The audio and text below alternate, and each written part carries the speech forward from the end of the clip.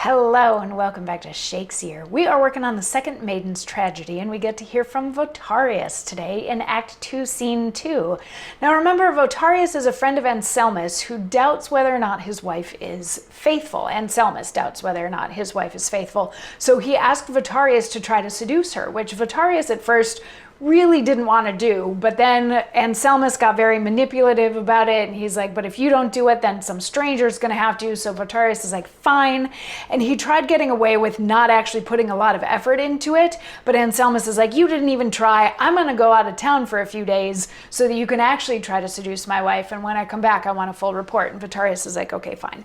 So then he did actually put in some effort to try to seduce Anselmus' wife, and found that as he was doing that, as he was like complimenting her to talk her up, he realized that she did actually possess all of these qualities that he found very attractive. And she had been feeling lately a little bit spurned by her husband because Anselmus just like took off without even saying goodbye. So she finds herself a little bit attracted to Votarius, and she had tasked her maid Leonella with preventing her from getting with Votarius. But when Leonella and her boyfriend, anyway, finds out that it's Votarius that wants to sleep with Anselmus' wife now, Leonella and her boyfriend decided that yes, actually they should make that happen because her boyfriend and Votarius are enemies. So he wants to see Votarius taken down a few pegs by turning him into a cheater.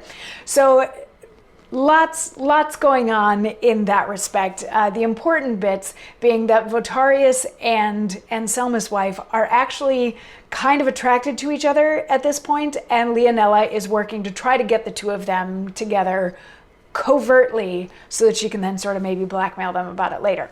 So Act 2, Scene 2 starts off, we're like in and around Anselmus' home, and Votarius comes in by himself and he says, "All's gone. There's nothing but the prodigal left.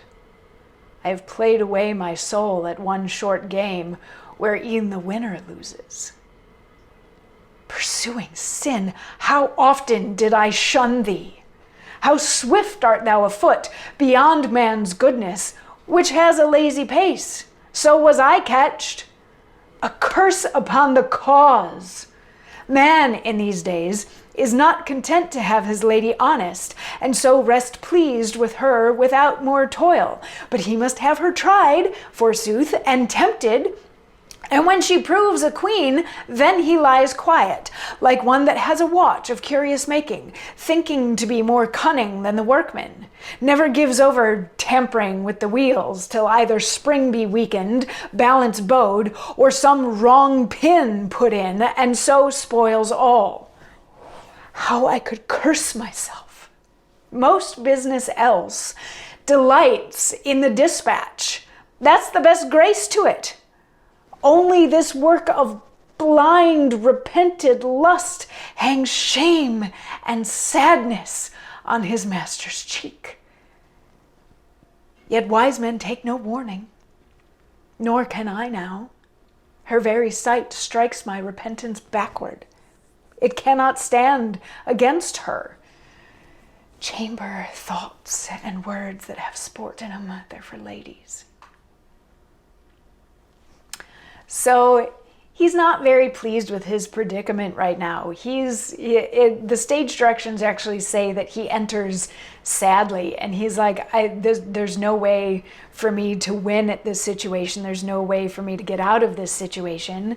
And he's like, he had shunned lust and desire for so long, but now it has caught up with him because the pace at which that sin moves is faster than he's been able to run away. And then he also turns and he starts blaming and getting angry with Anselmus for sort of tasking him with this in the first place. He's upset with Anselmus for not trusting his wife in the first place. He's like, men aren't happy to just be satisfied with the faithfulness of their wives. They have to test it, and then as soon as it's tested and proven true, they figure everything's fine, but they don't think about potential problems that those tests might have caused. And he's like, and I should be also angry with myself. Like any other task that you do, it feels really good when you can check it off the list.